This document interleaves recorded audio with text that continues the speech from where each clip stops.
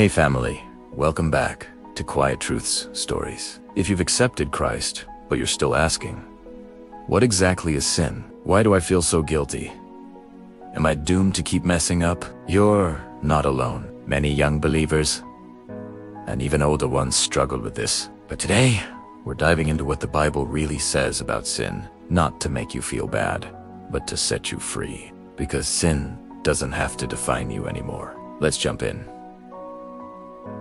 First, where did sin come from? The Bible tells us humankind started without sin in perfect relationship with God.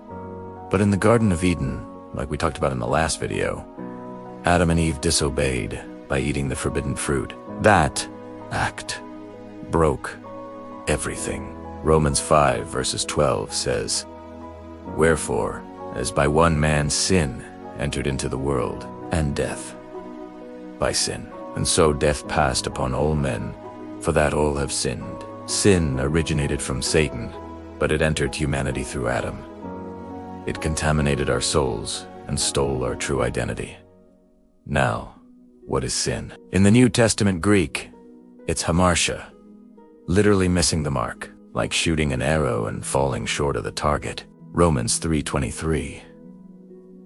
For all have sinned and come short of the glory of God. And in the New Covenant, sin is anything done without faith. Romans 14:23. Whatsoever is not of faith is sin. Why? Because faith comes from God's word. It recognizes him and his love. Without it, we're just winging it on our own. So why do we sin? I believe there are only two root causes: fear and selfishness. Fear makes us doubt God. What if he doesn't provide? What if I'm not safe? So we lie, cheat, or worry. Selfishness puts me first. I want what I want, no matter who it hurts. Like stealing, gossiping, or ignoring others. But here's the good news. God has solutions built right in. To solve fear, you need faith. Hebrews 11:1. Now faith is the substance of things hoped for, the evidence of things not seen. Faith trusts God's promises. To beat selfishness, love. Galatians 5-6. For in Jesus Christ, neither circumcision availeth anything, nor uncircumcision, but faith which worketh by love. 1 John 4-8. God is love. When you walk in God's love, you can't be selfish. It's impossible. Faith, working through love, conquers sin every time. Let's clear up something big. Forgiveness versus remission. Many people use these words the same way, but they're different. Forgiveness means you're guilty, but pardoned, like a debt acknowledged but canceled. The record still shows the offense, but what Jesus gave us is better.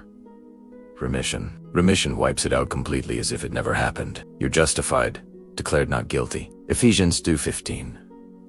Christ abolished the old law of commandments. Hebrews 10:18. Now where remission of these is, there is no more offering for sin. Because of the cross, your sins are remitted, gone, separated from you forever. No more a guilt, no more a record. That's the power of Jesus' blood. But what if you do sin? The Bible doesn't say when, it says if. 1 John 2:1. My little children, these things write I unto you, that the sin not. And if any man sin, we have an advocate with the Father, Jesus Christ the righteous. A life without sin is possible as we mature in Christ. But if you slip, don't stay in guilt. Here's what to do. 1. Confess it to the Lord and obtain mercy. 1 John 1 verses 9.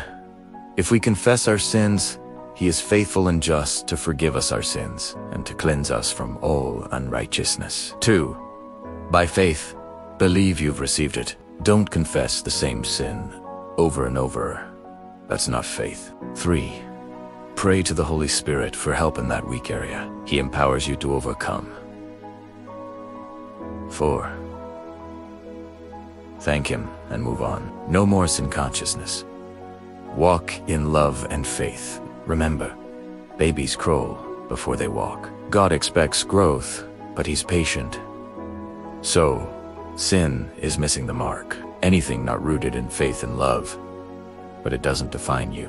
Jesus remitted it all. You're free to walk close with God, just like in Eden.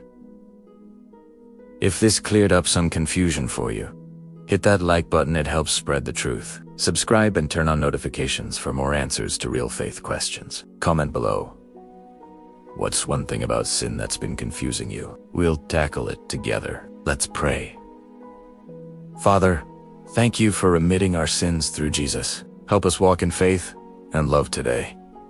Amen. God bless you. See you next time. Peace.